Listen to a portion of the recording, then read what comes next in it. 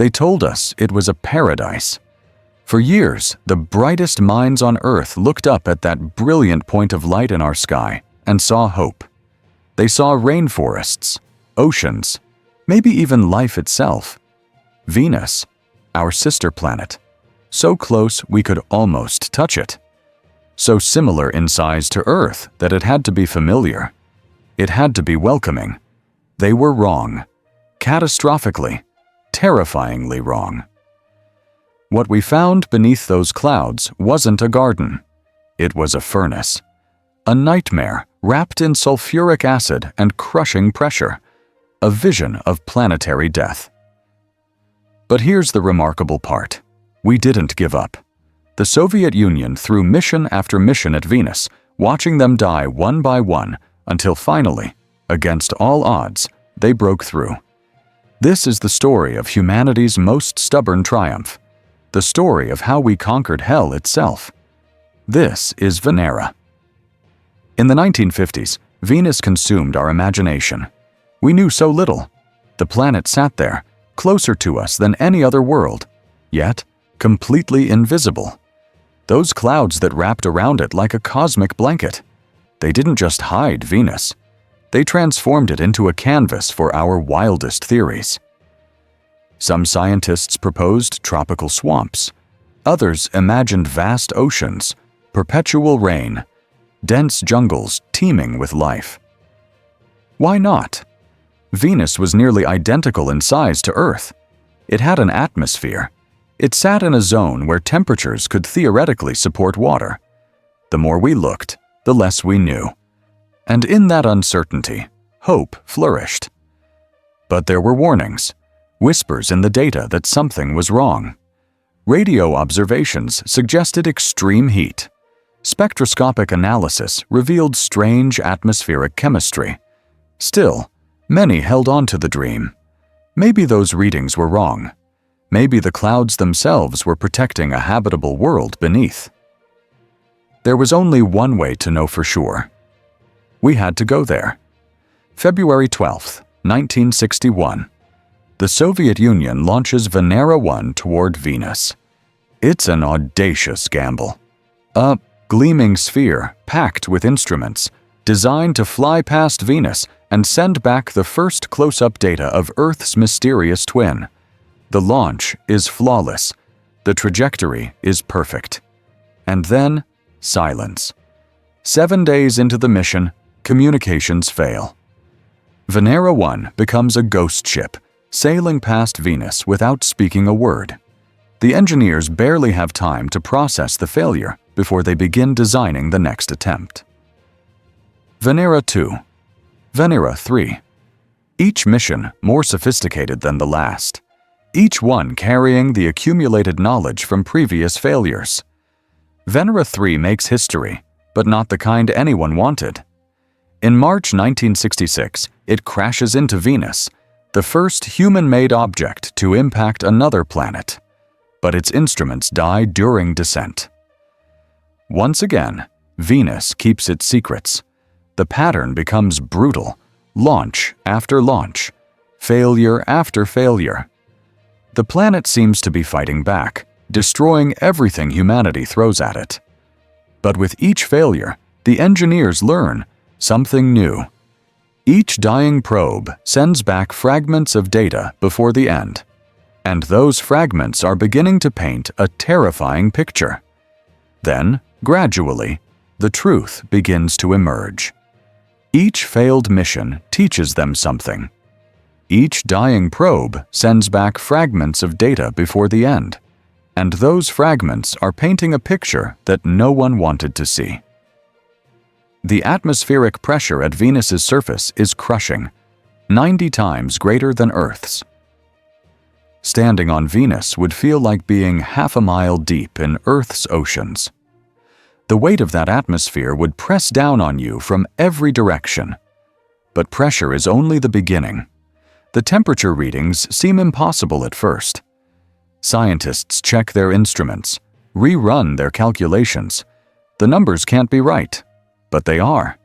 The surface of Venus is hot enough to melt lead, hot enough to glow faintly in the darkness. over 450 degrees Celsius, hotter than Mercury, despite being twice as far from the Sun, and the atmosphere itself. Sulfuric acid clouds. Carbon dioxide so thick it creates a runaway greenhouse effect. Winds that scream across the planet at hundreds of kilometers per hour. This isn't Earth's twin. This is Earth's evil reflection. A vision of what our world could become if everything went catastrophically wrong. The dream of jungle paradise dies in the data. But the Soviet engineers don't give up. If anything, the horrifying reality makes them more determined. They redesign everything. If Venus wants to crush their probes with pressure, they'll build spheres of titanium. If the heat will melt their electronics, they'll create cooling systems never attempted before. If the acid clouds will eat through their equipment, they'll armor their spacecraft like deep-sea vessels. December 15th, 1970. Venera 7 begins its descent. The probe falls through the toxic atmosphere, and for the first time, everything works. The heat shield holds. The parachute deploys. The pressure sphere protects the instruments as the world outside tries to destroy it. And then, contact. Weak, distorted, but unmistakable. Venera 7 is transmitting from the surface of Venus. Humanity is hearing from another planet for the first time in history. The signal lasts only 23 minutes before the heat overwhelms the systems. But in those 23 minutes, we've achieved the impossible. They don't stop there. Venera 8 improves on the design, lasting 50 minutes on the surface. Venera 9 and 10 go further still. They carry cameras.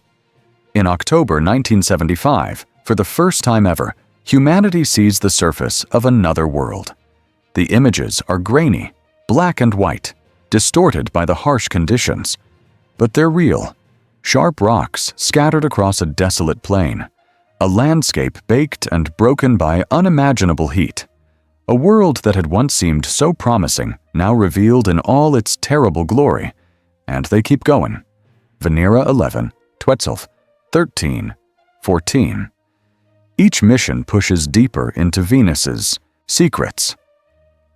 Venera 13 manages to survive for over 2 hours, long enough to capture color photographs that still haunt us today. Orange skies, rocky terrain, an alien world that we can see but will never touch. The Venera program represents something extraordinary in human achievement. Between 1961 and 1984, the Soviet Union launched 16 missions to Venus. They faced failure after failure, watching their creations destroyed by a planet that seemed determined to remain unknown. But they persisted. They learned from every mistake. They adapted to every challenge. They took the most hostile environment in the inner solar system and conquered it through sheer determination and brilliant engineering. Think about what they accomplished. The first impact on another planet. The first atmospheric data from another world. The first soft landing beyond Earth. The first photographs from the surface of another planet. The first analysis of alien soil. These weren't just Soviet achievements. These were human achievements. These were the moments when our species reached beyond our tiny world and touched something truly alien. The images from Venera changed how we see our place in the cosmos. They showed us that Earth isn't just special, it's miraculous. The delicate balance of temperature, pressure, atmosphere, and chemistry that makes our world habitable is astonishingly rare. Venus taught us that being in the habitable zone means nothing if conditions spiral out of control. It showed us what runaway climate change looks like on a planetary scale. It demonstrated that proximity to Earth doesn't mean similarity. And perhaps most importantly, Venus proved that even the most impossible challenges can be overcome with enough persistence and ingenuity. Today, Venus sits in the sky much as it did centuries ago. Still brilliant, still mysterious despite everything we've learned. We've barely scratched the surface, literally. A few hours of total operational time across all missions.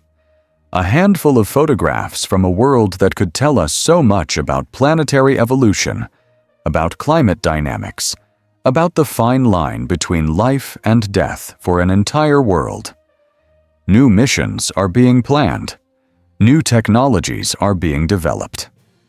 The next generation of Venus explorers will dive deeper, last longer, and reveal more than the Venera program could have dreamed. But they'll do it standing on the shoulders of those Soviet engineers who refused to accept defeat, who looked at failure after failure and decided to try again, who turned impossible into accomplished. Venus destroyed our dreams of jungle paradise, but in doing so, it gave us something more valuable: knowledge, understanding, humility before the forces that shape worlds, and the reminder that sometimes the most important discoveries come from the places that are trying their hardest to kill us.